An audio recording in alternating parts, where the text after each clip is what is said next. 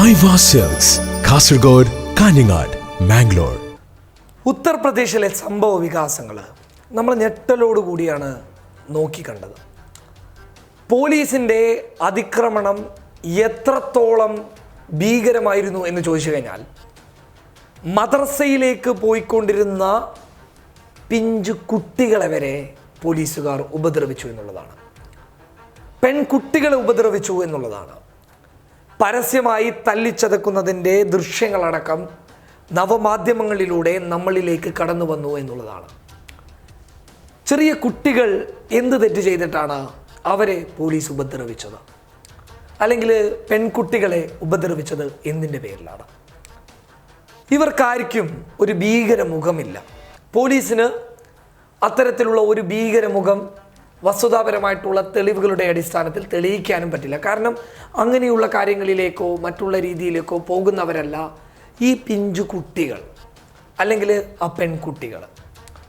പക്ഷേ ഇവർക്ക് മേലിലും അവർ ആക്രമണങ്ങൾ അഴിച്ചുവിട്ടു എന്നുള്ളതാണ്. അതെന്തിനു വേണ്ടിയാണ്? അവിടെയാണ് നമ്മൾ മനസ്സിലാക്കേണ്ട ഒരു മുഖമുള്ളത്. യോഗിയുടെ വർഗീയ മുഖം, യോഗിയുടെ മതവിവേചന മുഖം, യോഗിയുടെ കാവ്യരാഷ്ട്രീയ മുഖം, യോഗിയുടെ പച്ചയ്ക്കുള്ള വെറുപ്പിൻ്റെ മുഖം. ആ മുഖമാണ് പോലീസിലൂടെ നമുക്ക് യാഥാർത്ഥ്യമായത്. ഒരുപക്ഷെ ഇന്ത്യയിലെ എല്ലാ സംസ്ഥാനങ്ങളുടെയും മുഖ്യമന്ത്രിമാരുടെ പട്ടികകൾ എടുത്തു കഴിഞ്ഞാൽ യോഗി ആദിത്യനാഥ് മാറി തന്നെ നിൽക്കും. കാരണം ഇനി ഏത് BJP-യുടെ മുഖ്യമന്ത്രിമാരായാലും യോഗിയുടെ അത്രത്തോളം തീവ്രത ഒരു മുഖ്യമന്ത്രിക്കും ഇല്ല എന്നുള്ളത് തന്നെയാണ് അടിസ്ഥാനം. നമുക്കറിയാവുന്ന വിഷയമാണ്. പ്രിയങ്ക ഗാന്ധി യോഗി ആദിത്യനാഥിനെ കുറിച്ച് ചില കാര്യങ്ങൾ പറഞ്ഞു. അതിനോട് യോഗി പ്രതികരിച്ച രീതി നിങ്ങൾ ശ്രദ്ധിച്ചു കാണുമല്ലോ. ഒരു ഭീഷണിയുടെ രൂപത്തിലാണ്. സന്യാസിയെ തടയാൻ വന്നു കഴിഞ്ഞാൽ, അതായത് സന്യാസിയായ എന്നെ തടയാൻ വന്നു കഴിഞ്ഞാൽ ആക്രമണങ്ങൾ ഉണ്ടാകുമെന്നുള്ള ഒരു രീതിയിൽ മുഖ്യമന്ത്രി പറയുന്നു എന്നുള്ളതാണ്. പരക്കെ മുസ്ലിം സമുദായത്തിന് നേരെ ആക്രമണങ്ങൾ അഴിച്ചുവിട്ട് പലയിടങ്ങളിലും പാവപ്പെട്ട നിരപരാധികളായിട്ടുള്ള മുസ്ലിങ്ങളെ പരസ്യമായി ഉപദ്രവിച്ചു എന്നുള്ളതാണ് യാഥാർത്ഥ്യം. വേട്ടയാടി എന്ന് തന്നെ വേണം പറയാൻ. വീടുകളിൽ കയറി പോലീസ് ഉദ്യോഗസ്ഥർ നരനായാട്ട് നടത്തി. അതിൻ്റെ ദൃശ്യങ്ങളടക്കം പുറത്തു വന്നിട്ട് പോലും കേന്ദ്രം നിശബ്ദതയിലാണ്.